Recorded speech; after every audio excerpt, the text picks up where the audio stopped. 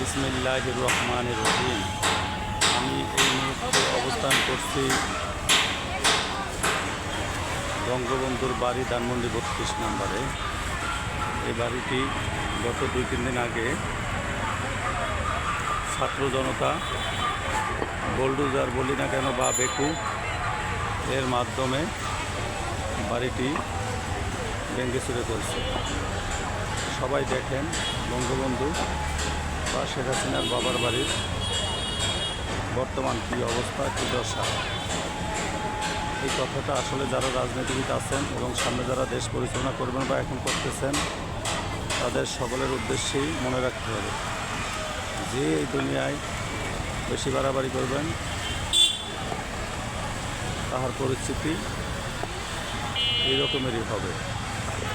তাই বলবো, ক্ষমতা অপব্যবহার জানি না হয়।